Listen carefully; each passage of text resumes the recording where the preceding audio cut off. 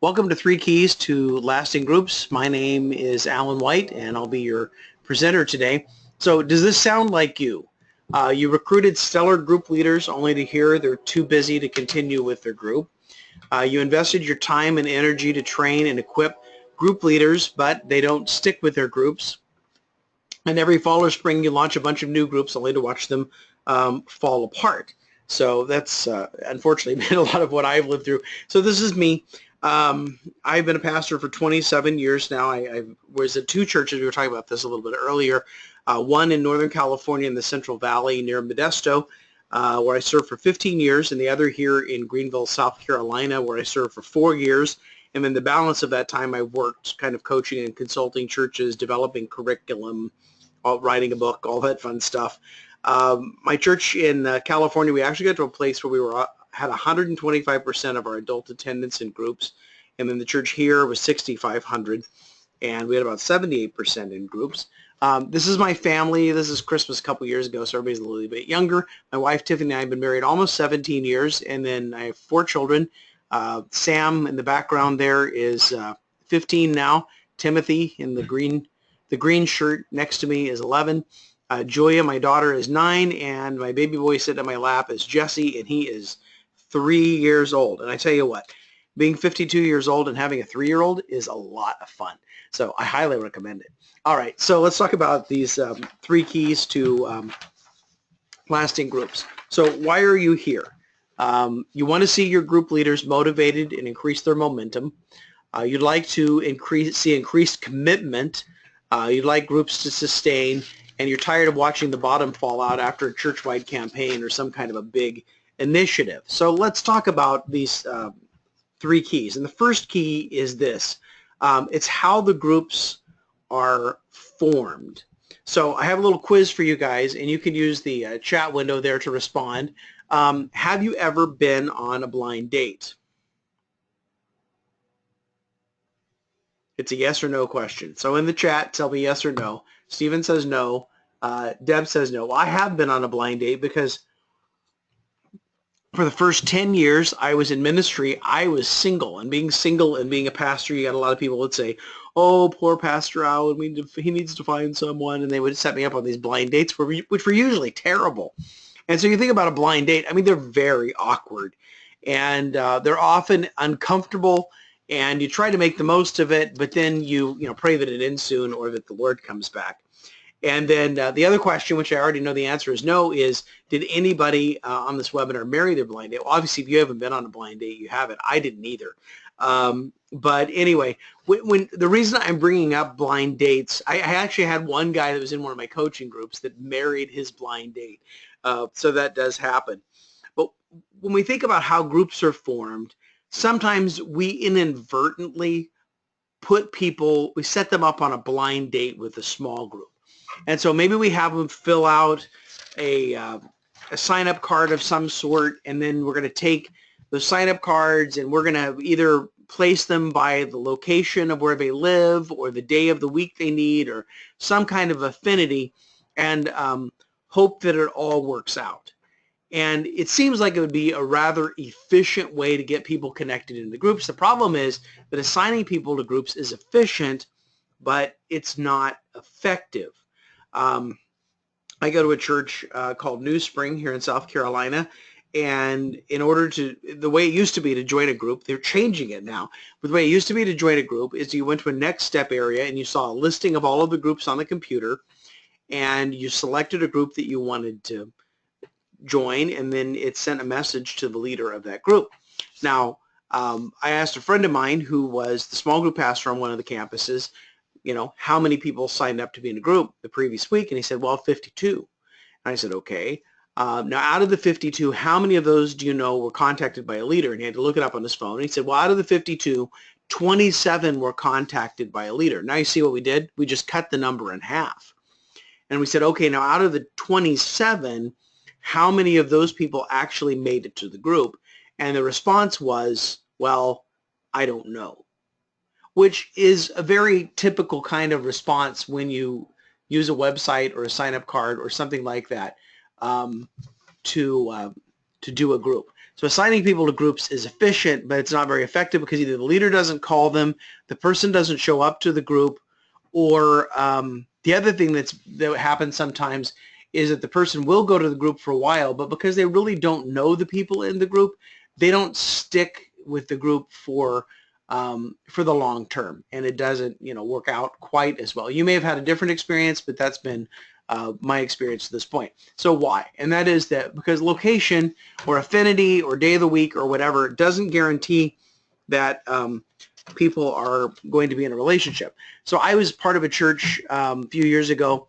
So the next slide. In fact, small groups don't necessarily guarantee a relationship. And I've said things to people over the years like, oh, you need to join a group, you'll make some of the best friends you've ever had. And it wasn't true. And so I actually had to go back and apologize to people for making statements like that. I just wanted to encourage them to get into a small group because I think it would be good for them. But, they didn't necessarily make good friends as a result of that. So I'd be careful how I presented it. I went to a church in Southern California and filled out the card on a Sunday and said, I'm interested in a small group. And they said, well, sent me a letter in the mail with a stamp on it. Well, the best way to get into a group is to pick one off of our website. And so I went and looked at the website, and I thought, boy, I don't even know like which group to try, let alone which group to ever attend. And so it didn't relate. One entry actually had a picture of the leader, and I pulled up the picture and I thought, yeah, I'm definitely not going to that group. So at the beginning, most people aren't committed enough to group life to choose a group and make it work. I mean, if they're new to your church, they've never been in a group before, they don't understand enough about groups of, oh, this is going to be very beneficial to me, so I need to make my best effort to get into a group. Most people are not that committed to it at that point. So here's the deal. The more random the group formation, the less likely a group will continue. So the more random the group formation, the less likely that a group will continue. Now, the only thing that's more awkward than being assigned to a group is getting assigned to an established group. And so established groups, they have a history together. They have inside jokes and stuff like that. And what I equate, if being assigned to a group that you don't know is blind dating, then being assigned to a group that has an established history, it's kind of like when you get married and all of a sudden you have in-laws and you know that they're related to you, but that doesn't keep it from being uncomfortable. And so this is why I believe that task-oriented approaches to group formation fail to form solid relationally based groups, because groups are built off of relationship.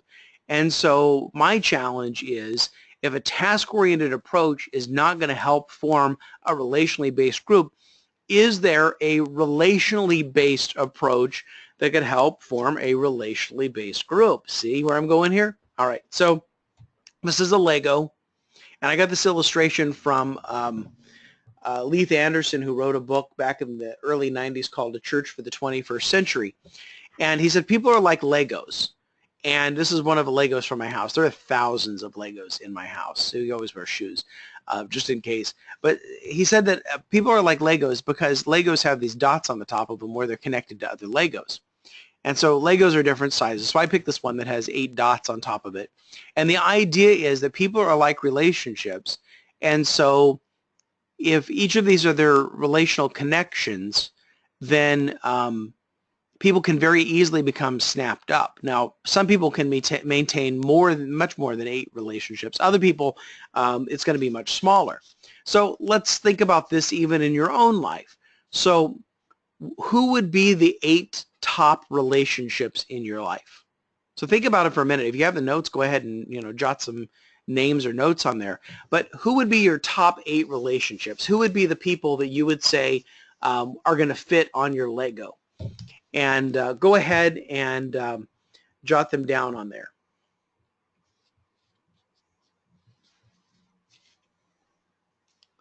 Give you another minute here. So your 8 top relationships, go ahead and write them on there on your sheet.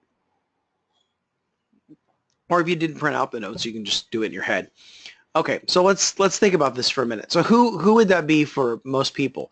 Well, probably one of the Legos is going to be their spouse. And then maybe there would be a couple of friends, a coworker, a neighbor, a relative, maybe somebody that they serve with at church, maybe the coach of their kids' sports team. And so this is, if 8 is their capacity for close relationships, then the average person, their Lego is all snapped up. And so the question becomes, where does a group fit? Because the way that we do groups, we place people into groups. Then they have to make 8 or 10 new relationships in addition to the close relationships they already have. So they're not spending time with the people that they're close to, but they're spending time with a small group that maybe, they don't know. And sometimes people say, well, I don't have time for a group, and what they're saying is it's not a priority to me. Why isn't it a priority? Well, because they already have friends. They already have people that they interact with on a regular basis. So what I would propose here is this. Maybe this is the group. And so the first sentence of my book is everyone is already in a group. And I believe that. They have friends, neighbors, family members, co-workers. I mean, there are exceptions to that. People that are new to the area, new to the church, they truly don't know anybody. But most people, if they were to make a list, could come up a list with 6, 8, 10 names of people that they know, and then they would pray over that list and say who would enjoy or benefit a Bible study. And then maybe their spouse would also make a list. And then maybe the first few people they invite, they make a list. And before you know it, you have a whole group, and you didn't have to have a sign-up card. You didn't have to have a website. You're just leveraging existing relationships. So the question is, how can we help their group do something intentional about their spiritual growth? So they're already in a group. So how do you help that group get going? So here's where I go. 3 best ways to join a group. The best way to join a group is to start a group. Because if you start the group, guess what? You're in. The second best way is personal invitation. So I make my list, my spouse makes her list, and on down the line. And then we pray over this. We start inviting people to the group. And then, of course, the thing we're thinking about is, well, what about the people that don't know anybody? What about the people that aren't going to get invited to a group? And, what we have to say there is, we don't want them to fall through the cracks. We also don't want to go back to the sign-up card because we know what happens with that. So what I would encourage is for people to meet through some kind of a personal introduction. And this way, they meet face-to-face. And I've done like a small group fair or a connection event where they would come up, they would meet the leaders, and then they would sign up for a group to be a part of for, a starter kind of series, a 6-week kind of a thing. And so really with the introduction, we've gone from blind dating to speed dating. So what happens is at one of these connection events or small group fairs, you meet the leader face-to-face, and they get a sense of, is this somebody that I want to hang out with for the next 6 weeks? And if it's somebody that they think, okay, this seems like a pretty nice person, I want to sign up to be in their group, they sign up to be in that specific group. And they chose. The other thing that happens here is the leader knows who's coming to their house, and the new member knows whose house they're going to. So again, it's a relationally oriented approach to forming groups. So get in a group, start the group, you're in, get invited to the group, you're in, or go and meet some of the leaders and sign up to be in their group, and you're in. And I have to tell you, from my single days, like my 10 years of being a pastor and being single and going through several blind dates, I wish there had been speed dating back then. It would have saved me a lot of trouble, but that's all water under the bridge now. So my point here is this: the more organically a group is formed, the better chance the group will last. Or another way that I say that is, groups of friends tend to last longer than groups of strangers. Because if they're friends gathered together, even if some of them are new friends that you've just met, but if they're friends gathered together and somebody's never led before, they're going to extend a little more grace to their friend. They're going to be a little more understanding if they're not like the perfect leader or what have you. And they tend to form better groups because after the 6 weeks is over, unless something went horribly wrong during the study, they're still all going to be friends. And so that's works out okay. All right, so let's talk about the second key, and that is the support of a coach. The support of a coach. Now, when I bring coaching up to people who are small group pastors, small group directors, point people for small groups in their church. This is we instantly come to why we don't like coaching. Well, our coaching structure is terrible. Everybody feels their coaching structure is terrible or non-existent. We feel guilty for not coaching our leaders. Recruiting coaches is a lot of work, and it is. We're not sure what coaches are supposed to do, which I lived there for a while, and coaching hasn't worked well in the past. Okay, so time out here, and let's take a different look at this. If you have leaders but no coaches, don't despair. You have a wonderful asset. Leaders who figured it out and can become coaches for others. You see, even though they weren't coached very well, they kept their group going. So they've got something on the ball there in order to keep their group going. So these are great potential coaches that can coach new leaders. So from your pool of potential coaches, invite them to coach new leaders for a trial run, like a 6-week campaign. So let's say that you're doing a series that's aligned, the sermons are aligned with a small group study, and you don't have to do it this way. It could just be a 6-week study that the church announces and promotes, and it's not aligned. Either way is fine. But the idea is it's a short-term commitment. So it's a short-term commitment for somebody who's never led a group to see if they like leading a group. It's a short-term commitment maybe for somebody who's never been part of a group to see if they like being in a group. Well, in the same way, it can also be a short-term commitment for experienced leaders to see whether or not they are effective and enjoy coaching other leaders. Now, part of the reason that you want to do this is because once you start opening this up that people can go and do a study with their friends, you're going to be inundated with new leaders, and most of us feel like we don't currently have enough coaches to adequately coach all of our groups. So if we were to double the number of our groups, like happened to me back in 2004, and I'm not coaching the ones that I have very well, how am I going to coach twice as many? And then the light bulb kind of went off in my head, and that was, well, if half of them are new and half of them have experience, I just matched them up like the buddy system. I didn't even call it a coach. I said, just check in on them and encourage them. Because here's the deal. It is mission critical from when a person says, yes, I want to lead a group, to when the study gets started. It's mission critical in that time period for them to have someone to encourage them, to help them, to answer their questions, to pray for them. Because if a group's not going to happen, it's going to be during the period from when they say yes until the study starts. Once the study starts, then more than likely that group is going to continue. So we actually got to a place in our church where we had 125% of our adults in groups. This is the church I was at in the Central Valley of California. And at the end of the series, we took a survey. And of the survey, 70% of the leaders said their group was going to continue. And then 30% of the leaders said that their group was not going to continue. So I sent them a very simple survey. I asked them 2 questions. Number 1, do you love Jesus? Number 2, do you want to go to heaven? And then number 3, why are you stopping your group? No, those were not the questions we asked. What happened? Why don't they want to continue? Well, this is what we found out. Only 2% had led the group through the 6 weeks and decided not to continue. The other 28% had never actually started their group, which led me to a very valuable principle. I would even say this would rank up right up there as a proverb, and that is this: groups that don't start tend to not continue, right? And so you think about what somebody experiences when they stick their neck out for the first time. They're going to lead. They're going to invite some people that they know. So here's a guy, he's having a barbecue, having a few people over. They're drinking root beer, if anybody was wondering there. Just had to be clear. But anyway, so they're at the barbecue, and he says, hey, I'm going to do this group, and it's going to meet on Tuesday nights, and would you guys be interested? And a couple of them say, oh, we're sorry, we're not going to be able to do that because we already joined somebody else's group. And then a couple more say, oh, Tuesday night, we can't do Tuesday night. We have another commitment that night. And then the other guy says, sorry, man, I hate to tell you this, but I'm really not your friend.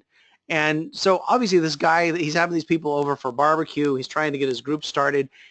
I mean, he's going to be very, very discouraged. He's going to feel stupid. He's going to feel like, oh, I never should have agreed to do this because I'm not going to, this isn't going to happen. I've had groups where this happened. I had one couple, they invited 20 people, 20 people to be in their group, and all 20 said no. And when they told me that, I mean, inside I'm like, whoa, dude, that's really, I've never heard of that before. But I said, you know what? I said, you had your idea of what your group should be. Let's pray and ask God to send people to you um, and create the group that he has in mind. They called me a week later, and I tell the story in the book. They called me a week later, and they said, Pastor Allen, please stop sending people to our group. We have 14 people. We're going to have, our house is going to be full of all the kids and everything. So please stop sending people to our group. Do you know how many people I sent to their group? 0. I did not send one person to their group, but we prayed and God brought 14 people to their group. And that group continued on for years after that, even under other leaders. So you take your existing leaders, and before you begin like some big small group initiative or church-wide campaign or whatever, you get the existing leaders together, you show them the curriculum so they get the first look at everything, and then you say, hey, here's the thing. Pastor's going to announce this. We're going to be inundated with new group leaders, people that are going to do the study with their friends, people that are going to host groups in their home. And so I need your help. Would you walk alongside with one of these group leaders for 6 weeks? And here's all you need to do. This is the whole job description. It fits on one slide. Number 1, call the new leaders once a week. Call them. Pick up the phone. Make a call. Not an email distribution list. I mean, I can send it to an email distribution list. It needs to be a phone call.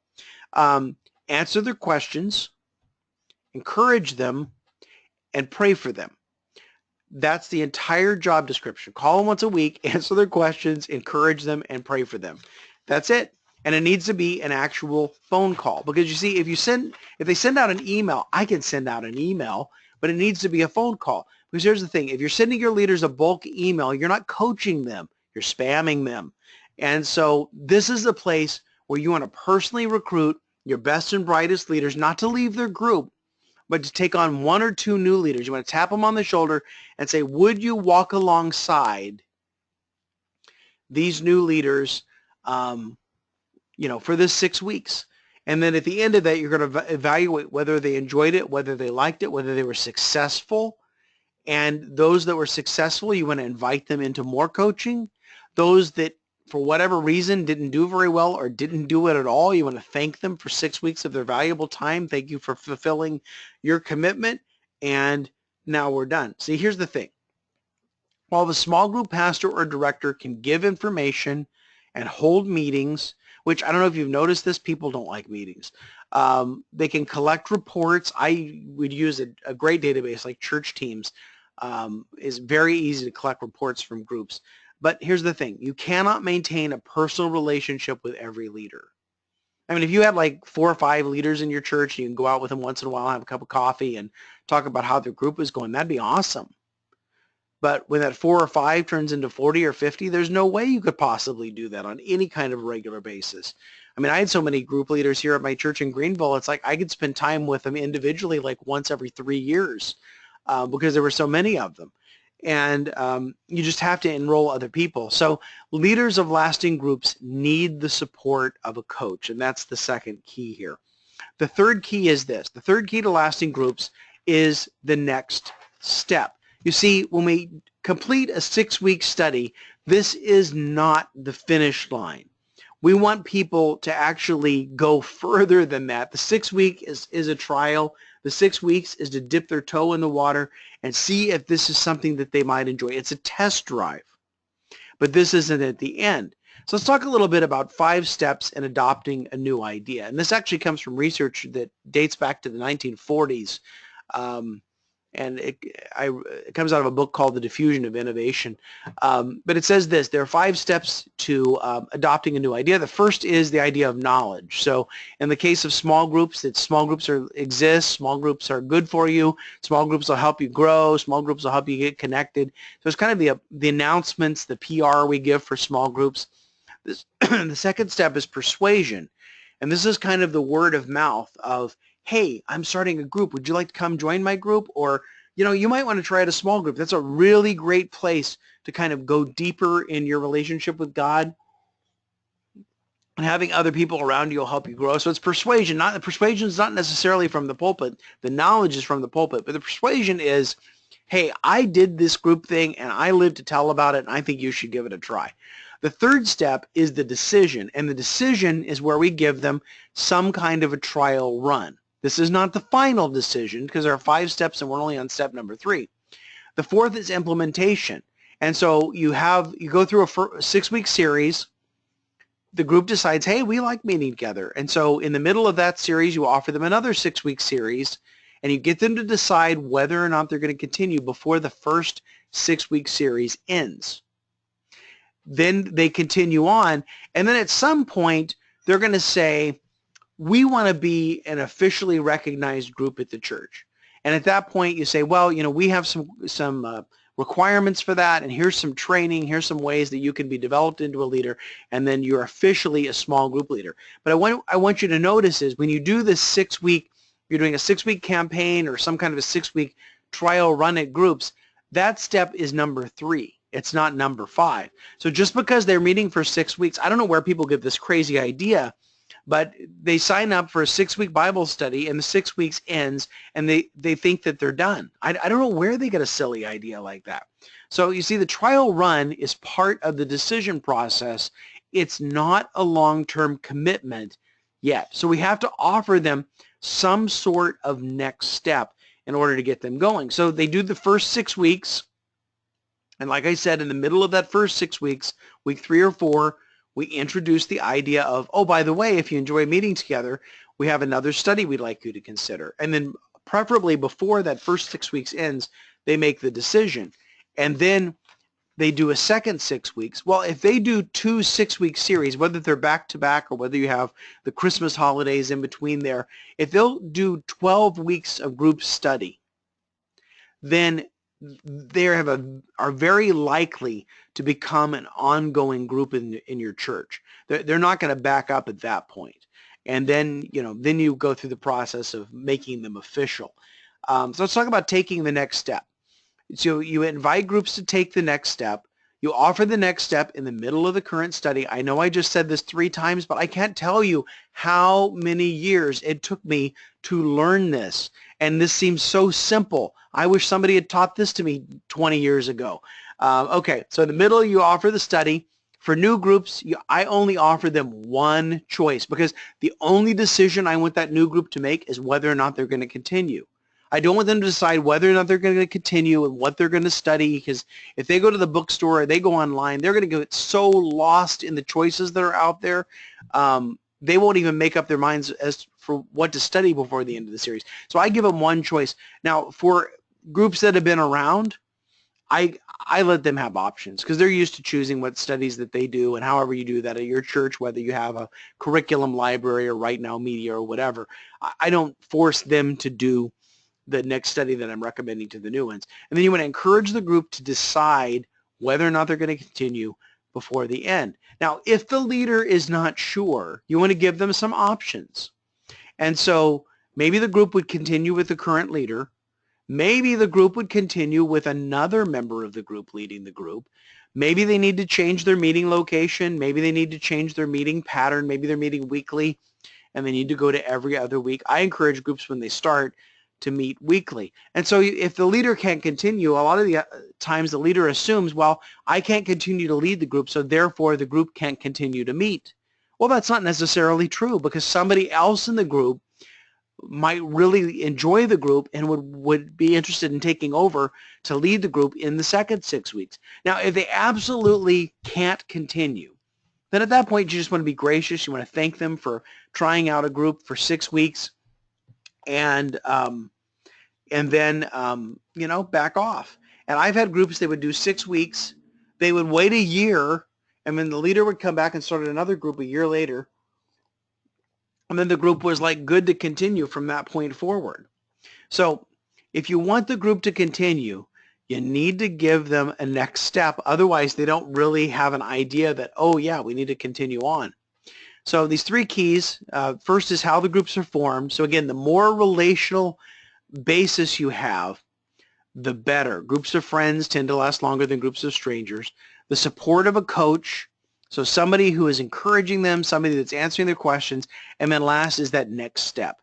So imagine what a win would look like for you this year. What would that look like in your book? Um, to add 10 more groups, to double your number of groups, to triple your number of groups. What would that look like for you? So let me give you this last one. It's what I call the secret key to lasting groups, not laughing groups, lasting groups.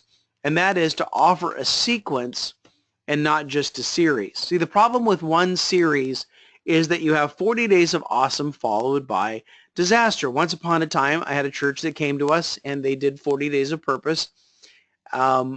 Before 40 days of purpose, they had 0 groups. They launched 40 days of purpose and had 233 groups. And at the end of 40 days of purpose, they had 3 groups. And so that's they didn't have a next step. We didn't think about a next step back then. So you get great results from enlisting your innovators and your early adopters in your church as group members. And that's about the first 16% of your congregation. That's very easy to get. Now what happens is if you don't have a plan in place for those groups to continue and to build momentum from one series to the next, you end up with what I call Groundhog Day. So the Bill Murray movie, he wakes up every day and it's the morning of Groundhog Day over and over again, and he keeps having to do it till he gets it right. So I was working with one church out in California, and they had about 120 groups in a church of 2,200 adults. And they did a fall series, and the pastor wanted to see a big bump in their groups, so we went from 120 groups to 400 groups in one series, and their small group pastor got completely overwhelmed. In fact, at one point, he made the comment out loud to me, "I can't wait till this gets back to normal." And I thought, uh-oh, we're in trouble. Because I would want them to do another series to build on that momentum and keep as many groups as possible. And the result was they dwindled down to about 200 groups. Now, 200 groups in a church of 2,200 adults is nothing to sneeze at. But I'd wish that they would have kept about 300 groups.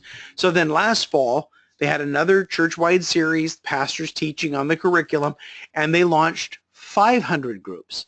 And I'm glad that they launched 500 groups. But to me, and there's no way I could call that a failure, but to me it's like if you keep the groups that you have in a 6-week curriculum, if you keep those groups and continue to build on that, then you're going to get a lot further faster instead of, oh, we had a bunch of people and then it fell way back, and then the next year we did it, we had a bunch of people, and you got to get out of that Groundhog Day.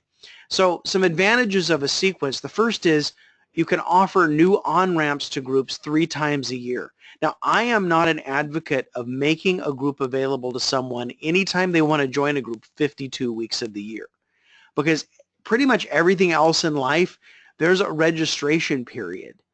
And so you kind of have a big emphasis of here are the 3 big times of the year that you can join a group. So one of those would be the new year. One of those would be the spring. And then, of course, the biggest one is in the fall. And so if you're sitting here, we're, 3 weeks out from Easter, 4 weeks out from Easter. It's a little too late to plan an Easter launch unless you're already in it. So I would begin to plan for a fall launch. And so you do a big fall launch, and I put October, November. I've had people start fall launches as early as the second Sunday in August. So it just depends really on how your church is wired. But you do a fall launch, then you have the Christmas holidays, and then you do a New Year launch. That carries over the groups from the fall into the New Year. You add some more in the New Year because not everybody's going to stick their neck out. So you're going to get a bunch of people in the fall, and then in the next wave, you're going to get the people that were kind of sitting back. Maybe they were a little skeptical to seeing if this group thing is going to work. And the fall launch goes successfully, well, and they see that, nobody actually died because of one of these groups or anything. So they say, okay, well, maybe we'll give it a try. We just don't want to be the guinea pig. And then after the new year, you do a launch in the spring. And this is all in your first year. You don't have to do this every year for the rest of your life. But then in the spring, then you have something for your New Year's groups to continue into. And then you get a few more, groups. And then you got to bridge over the summer to fall, which actually is not impossible. And again, this schedule, you're going to modify the launch schedule according to the culture of your church. So in California, like a fall launch, we did our fall launches the second weekend in October, because we found that people really didn't have their heads back into church until after Labor Day. And so we begin to promote groups and recruit leaders in September, and then we would launch groups in October, and they would go up to Thanksgiving. If you're in Canada, you probably don't want to launch groups until after Canadian Thanksgiving, and then just end, well before December, swings in. Other places like Texas and a few other places, they've discovered that if they don't offer groups when the school year is starting, what they discover is that they wait too late. There are no nights of the week for a family to do a small group because all of their nights have been taken up by other kinds of activities. So you really have to be sensitive to what's going on in the culture of your particular church. And different parts of the country, different parts of North America are very different in how they would approach this.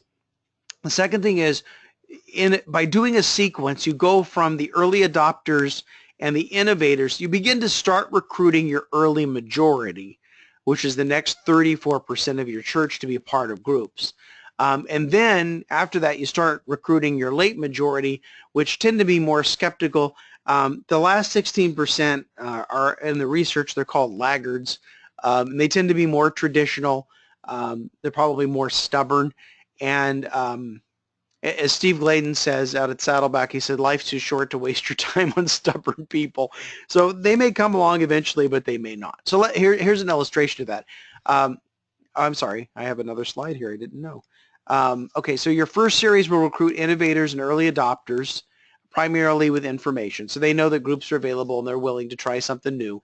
Your next two series are going to recruit your early and late majority, and then the majority need word of mouth persuasion from peers and influencers because they're sitting back to make sure that all of this worked.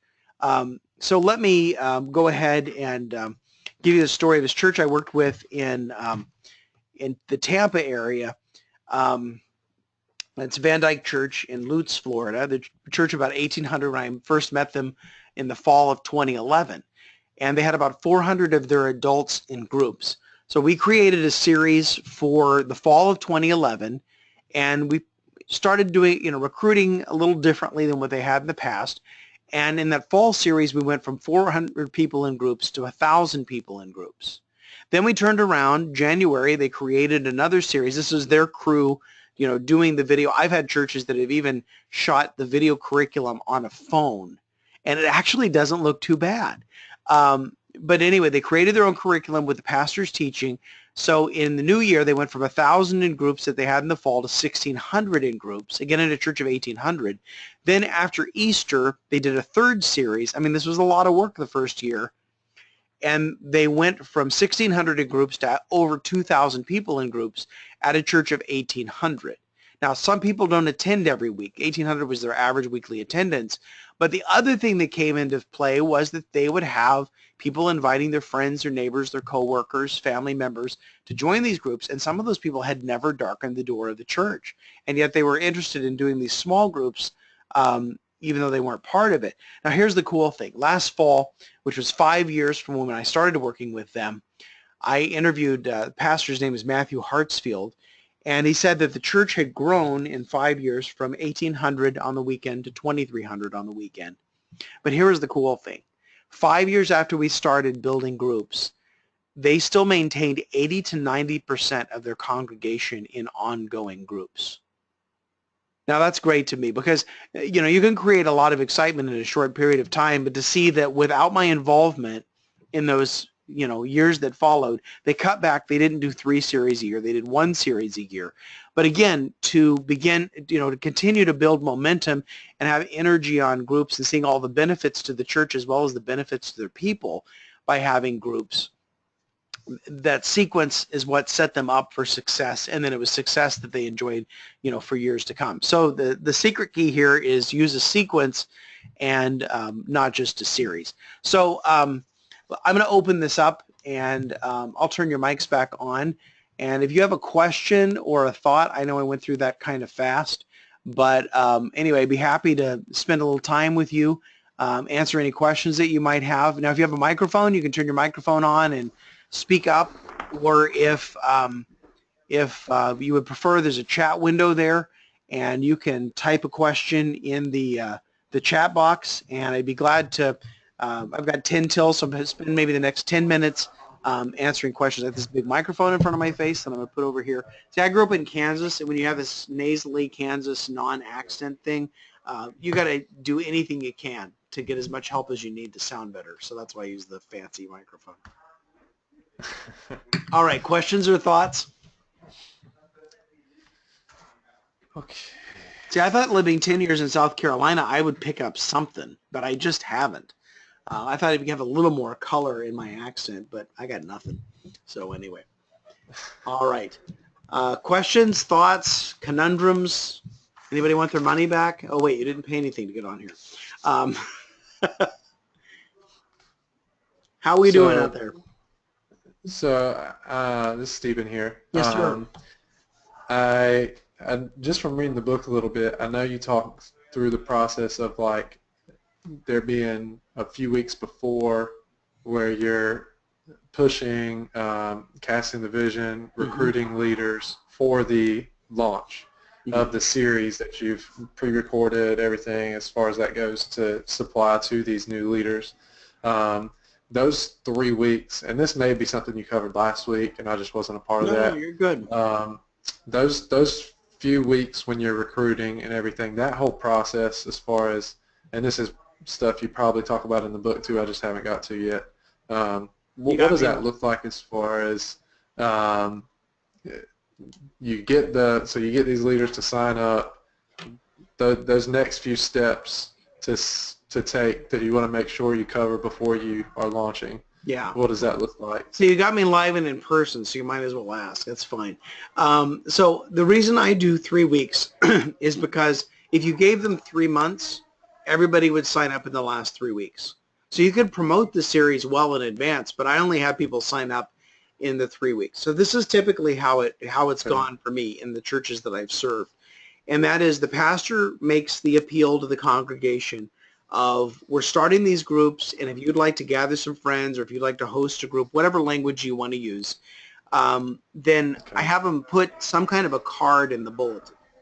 And so if you're interested, take out that card and then fill out the card and then collect it in the service, because you want to keep the invitation and the response very close together. Now, some churches I run into don't have pins, and so and I know you're thinking, oh no, he's going really micro on this.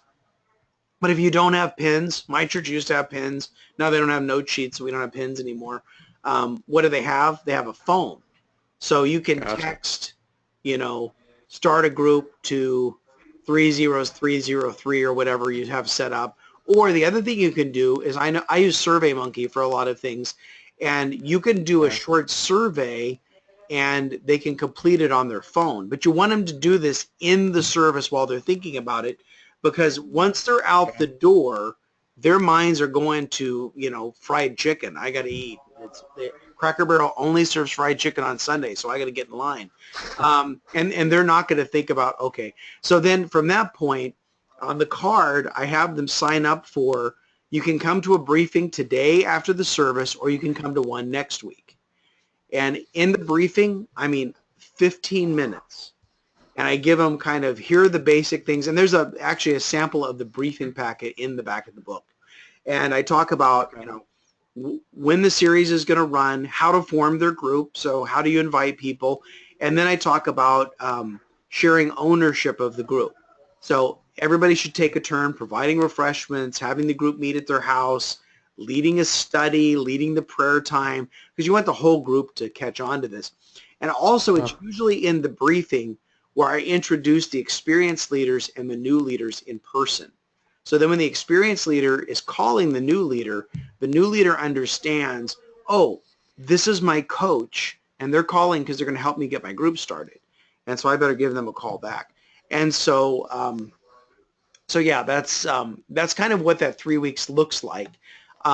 If most of the groups are good at making their list and inviting people, then we go with that. If there are people, and of course in any size church, there'll be people that are going to fall through the cracks. And so without reverting back to a sign-up card or depending on a website to get people connected, that's when I would do some kind of that face-to-face connection event where they can meet the leaders, sign up to be in a specific group. And I would do that either the week before your series starts or maybe even the week of, depending on what your schedule is. But that's kind of, Yeah. in a nutshell, that's what that 3 weeks looks like. Cool. Cool. Um, I mean, I don't want to take up all the time in case somebody else has something. Yeah, if anybody, I'll let you go, but if anybody else has a question, I mean, feel free to either speak up or you can you see the chat box on the right side of your screen. Just go ahead and um, type your question in there. I'll be happy to answer it. So go ahead, Stephen, until we hear from somebody else. Um, so our church, one of the things that's really awesome, we tend to have a lot of first-time guests, just as we go throughout the year, averaging anywhere from 10 to 15 to, depending on the type of the year, upwards of 25, 30, when school comes back in, all that stuff.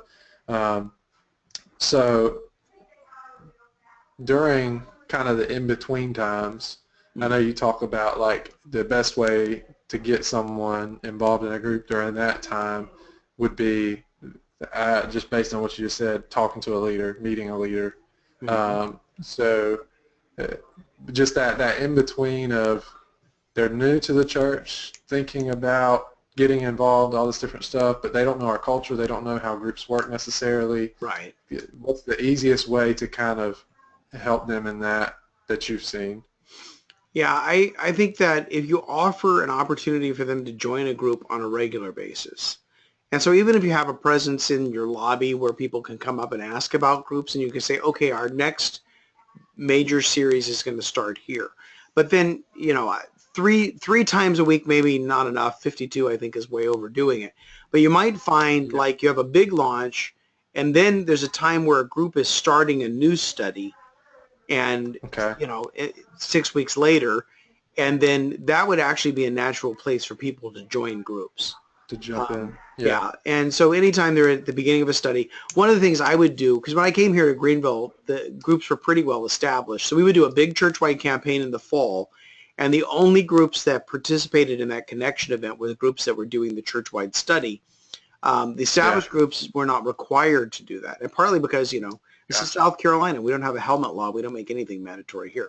But anyway, but then the other thing that would happen, which is in the new year, we did what we called a sampler, which is similar to the connection event, but it was usually on a Sunday afternoon for a couple of hours. And at that point, we promoted all of our groups regardless of what they were studying.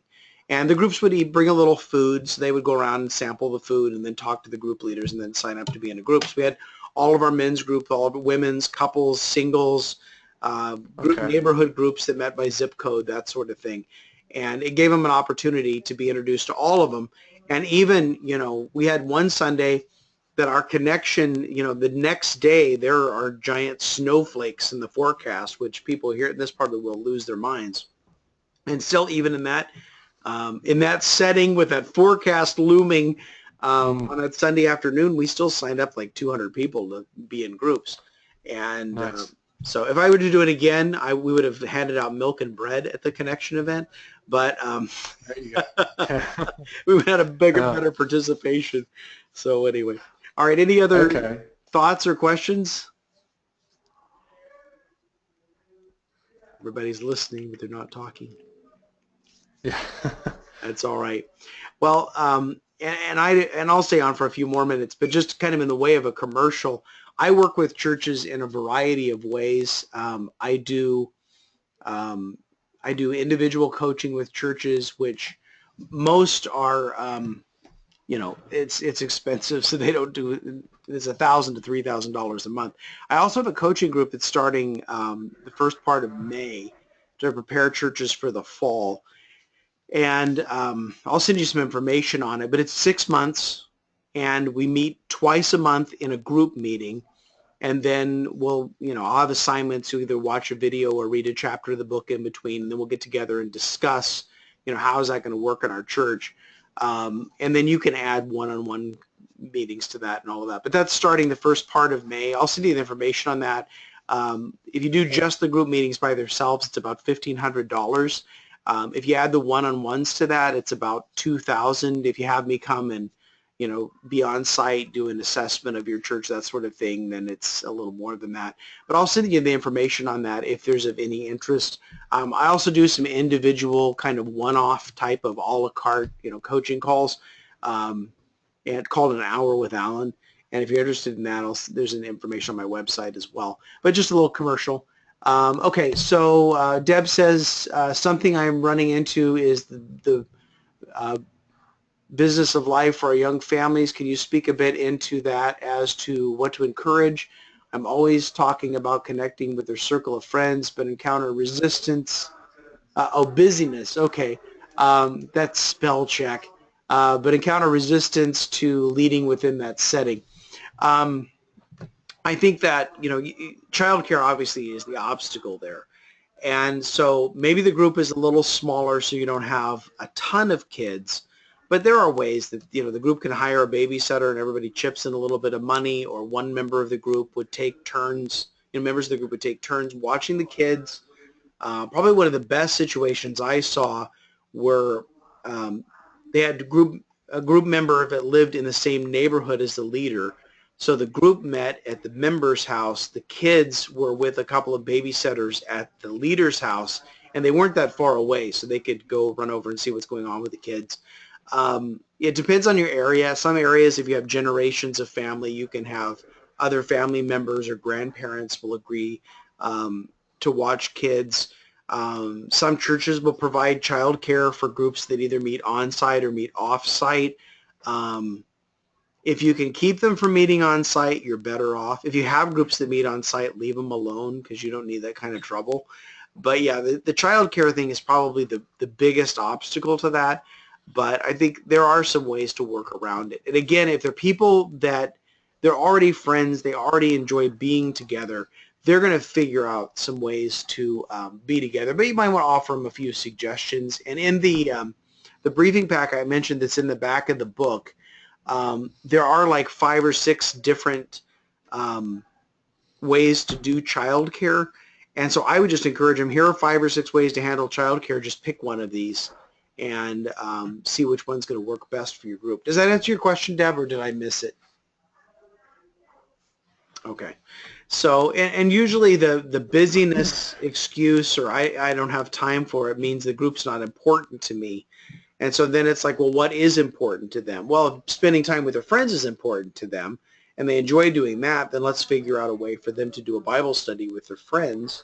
And that kind of, helps us all reach our goals and helps them to, grow and to be discipled. Because that really is the big issue. Because you come on the weekend, you're obviously going to gain from the sermon, but you're not going to have a conversation. You're not going to have support. You're not going to have accountability. And I'm preaching to the choir, but all of the things that, come from a group. All right. Any other questions or thoughts? I know a couple of people are signing off, and that's fine because I said till 2 o'clock. But if anybody has a last question, I'd be happy to stay on for a minute and answer it. Otherwise, if you need to go and have other things to do, you're not hurting my feelings. So I'll take one more question, and then I'll sign off. I'll make the recording available as well as the slide deck and send that to you in the email, as well as the information about the coaching group that I'm starting. I've got a couple. I only have 5 churches at a time in these coaching groups, and 2 of the spots are pretty close to being spoken for.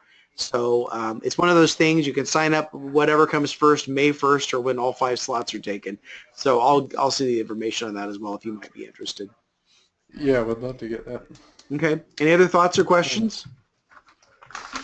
I have so many, but yeah. Well, we'll sign you up for the coaching group, and then we'll do. Yeah.